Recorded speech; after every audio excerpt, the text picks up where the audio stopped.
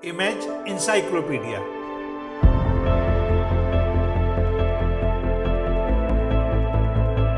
जानकारियों और जिज्ञासाओं की अद्भुत दुनिया।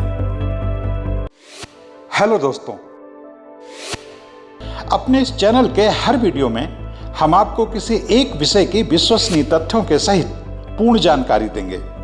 ऐसी जानकारी जिसकी तलाश में स्कूल कॉलेज के छात्रों से लेकर सभी तरह के प्रतियोगी छात्र रहते हैं। हमारी ये वीडियो उन लोगों के लिए भी बहुत उपयोगी साबित होंगे जो जनरल नॉलेज में रुचि रखते हैं और कौन बनेगा करोड़पति जैसे कार्यक्रमों में हिस्सा लेकर सफल होना चाहते हैं। तो दोस्तों, आइए आज का वीडियो शुरू करते हैं। लेकिन उससे पहले आपसे एक अनुरोध कि अगर अब तक आपने हमारे इस चैनल को सब्सक्राइब नहीं किया है तो कृपया कर लें और हाँ, बेल आइकन का बटन दबाना ना भूलें, जिससे हर नया वीडियो सबसे पहले आपको मिले। आमी चीनी गो चीनी तो मारे ओ गो विदेशिनी, तुमी थाको सिंधु पारे ओ गो विदेशिनी। समुद्र पार की ओ विदेशनी, मैं तुम्हें खूब अच्छी तरह से जानता हूँ। दोस्तों, ये सत्यजीत राय की फिल्म चारुलता का गीत है, जिसे फिल्म में तो किसी और ने लिखा है, लेकिन माना जाता है कि गीत की ये प्रारंभिक पंक्तियाँ कविगुरु रवींद्रनाथ टैगोर की हैं, जिन्हें उन्होंने अर्जेंटीना की स्पेनिश कवियत्री विक्टोरिया ओकाम्पो को लिखे गए एक पत्र में लिखी थी। यह पिछली सदी के दूसरे दशक की बात है, जब वैलेंटाइन डे इस कदर वैश्विक नहीं हुआ था। उन दिनों कविगुरु इस विदेशनी के प्यार में डूबे हुए थे। सत्यजीत राय को यह बात पता थी, इसलिए उन्होंने जब चारुलता फिल्म बनाई तो इन पंक्तियों को गीत के मुखड़े के रूप में इस्तेमाल किया। कुछ साल पहले कविगुरु की इस प्रेम कथा को अर्जेंटीना के जाने माने फिल्मकार पाब्लो सीजर ने बड़े पर्दे पर उतारने की घोषणा की थी। प्रस्तावित फिल्म का नाम thinking of him on Rabindranath Tagore था, लेकिन फिर पता नहीं क्या हुआ कि इसके बारे में आगे कुछ पता नहीं चला। बहरहाल फिल्म बने या न बने, लेकिन टैगोर विक्टोरिया प्रेम कहानी उस दौर में ज़्यादातर लोगों को पता थी, क्योंकि यह थोड़ी असहज थी। टैगोर ने विक्टोरिया को विजया नाम दिया था। जब वह विक्टोरिया से मिले थे, उनकी उम्र करीब 63 साल थी, जबकि विक्टोरिया अभी 30 की भी नहीं हुई थी। वे शादीशुदा भी थी। टैगोर के अर्जेंटीना प्रवास के दौरान वो ज़्यादातर समय उनके साथ रहती थी। माना जाता है कि दोनों के बीच दैविक किस्म का प्रेम था। रवींद्रनाथ टैगोर के भारत लौट आने के बाद भी वे दोनों खतों के जरिए एक दूसरे से जुड़े रहे। विजया नाम से टैगोर का कविता संग्रह भी आया, जो उनकी इस प्रेमिका को समर्पित था। विक्टोरिया ओकाम्पो को टैगोर ने यह कविता संग्रह साल 1926 में भेजा था। विक्टोरिया की सचिव रह चुकी मारिया रेनकुरा को भारत सरकार ने पद्मश्री से सम्मानित किया था। यह पुरस्कार उन्हें भारत और अर्जेंटीना के बीच रिश्तों को मजबूत करने के लिए दिया गया था। उन्हीं के जरिए दुनिया के सामने टैगोर द्वारा विक्टोरिया को लिखे गए कई अजर अमर प्रेम पत्र सामने आए थे। अर्जेंटीना से एक साहित्यिक पत्रिका सुर निकला करती थी। उसमें टैगोर को लिखी विक्टोरिया की चिट्ठियां छपी थीं। भारतीय मूल की अंग्रेजी शिक्षिका केतकी कुसारी डायसन ने टैगोर विक्टोरिया के रिश्तों पर काफ़ी शोध के बाद एक किताब लिखी थी, जिसका नाम था in your blushing flower garden. वैसे यह भी सच है कि टैगोर से जुड़े तमाम लोग भारत आए, लेकिन विक्टोरिया कभी भारत नहीं आई। हालांकि टैगोर ने कई बार उनसे भारत आने का आग्रह किया। टैगोर ने लिखा भी, भुवन घूमिया शेषे असेक्षी तोमार देशे आमी अतिथि तोमार द्वारे ओगो विदेशनी। यानी पूरी दुनिया घूमने के बाद मैं तुम्हारे देश आया हूं, मैं तुम्हारे दरवाजे पर खड़ा हूं, ओ विदेशनी।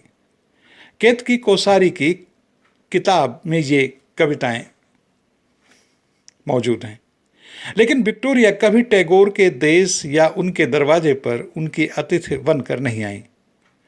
बाल्जाक ने कहा था, जो जितना ज़्यादा रचनात्मक होगा वह उतना ही जुनूनी प्रेमी भी होगा। टॉल्स्टॉय ने इसमें यह भी जोड़ा कि ऐसा शख्स बार बार प्यार करेगा, प्यार की उसकी भूख किसी नियम से बंधा फैसला नहीं होगी कि एक बार हो गया सो हो गया। गुरुदेव रविन्द्रनाथ टैगोर भी कुछ ऐसे ही थे, कवि, लेखक, संगीतज्ञ तथा समाज सुधारक। गुरुदेव रविन्द्रनाथ टैगोर भारत ही नहीं पूरी एशिया के पहले ऐसे साहित्यकार थे जिनको नोबेल पुरस्कार से नवाजा गया था। वह 20वीं शताब्दी के ऐसे प्रज्ञा पुरुष हैं जिन्होंने समूची मानव सभ्यता और संस्कृत को समृद्ध किया है। भारत के राष्ट्रगान के रचयिता रविन्द्रनाथ टैगोर उन गिने चुने भारतीयों में से हैं जिनके विचारों ने आधुनिक भारत को गढ़ा और परिकल्पित किया है। इस सब के साथ वह एक जुनूनी प्रेमी भी थे।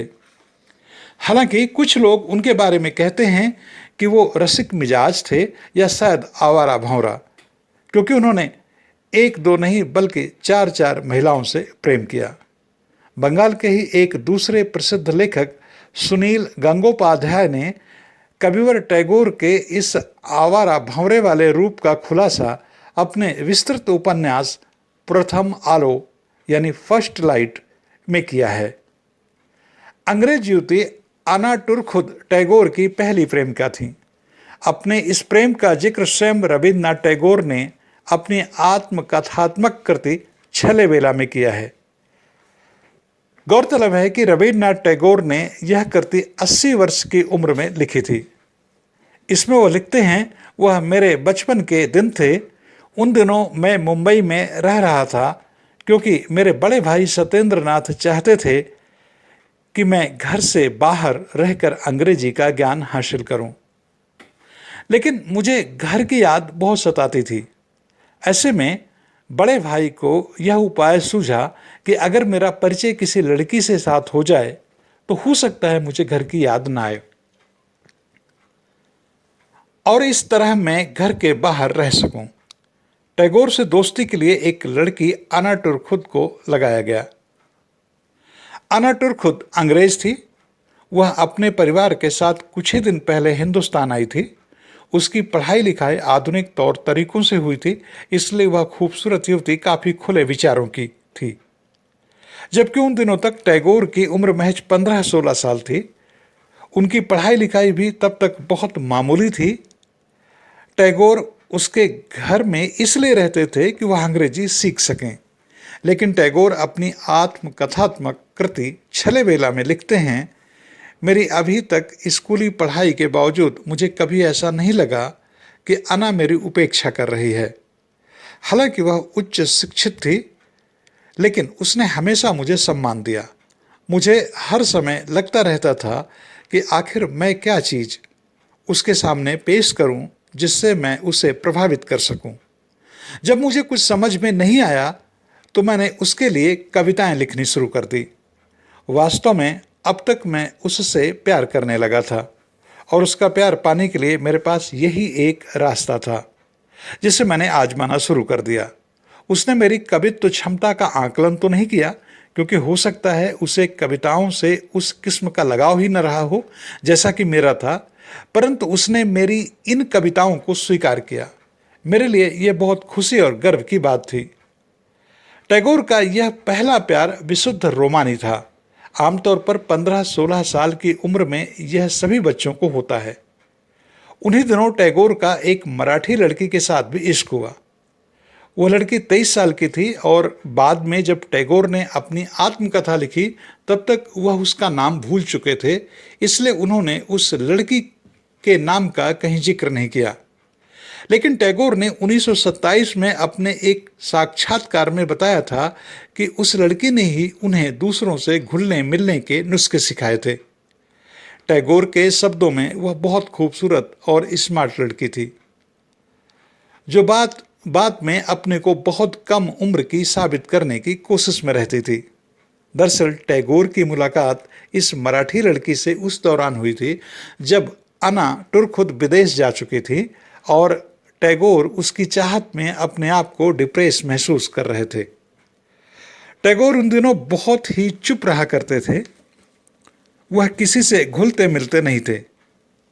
उस मराठी लड़की ने उनकी मुलाकात उन्हीं दिनों हुई। टैगोर के मुताबिक वह अपने कमरे में चुपचाप खोए खोए से रहते थे कि एक दिन अचानक वह लड़की जो उनके पड़ोस में ही रहती थी आई और बोली, तुम इस तरह इतना गुमसुम क्यों रहते हो? क्या कोई योजना बना रहे हो? लेकिन टैगोर कुछ नहीं बोले। दरअसल वह उसे टालना चाहते थे, मगर जब वह लड़की बार बार उनसे बोलने की कोशिश करने लगी और जब भी मौका मिलता उनके पास आ जाती तो धीरे धीरे टैगोर भी उसकी तरफ आकर्षित होने लगे।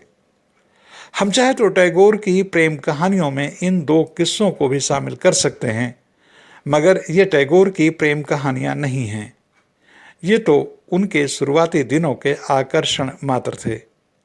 टैगोर आमतौर पर अपनी उन प्रेम कहानियों के लिए जाने जाते हैं जिनकी लंबी उपकथाएं हैं।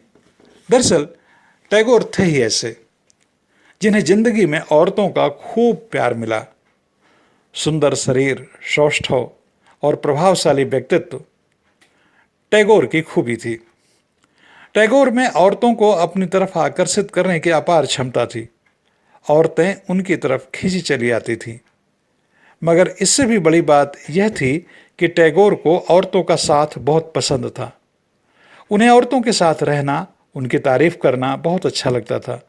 शांत निकेतन में उनके साथ रहने वाले लोग बताते हैं कि शायद ही कभी टैगोर किसी पुरुष मित्र के साथ 1 घंटे तक अकेले रहे हों। वह हमेशा औरतों से घिरे रहते थे। वे कहते थे कि औरतों का साथ उन्हें प्रेरित करता है,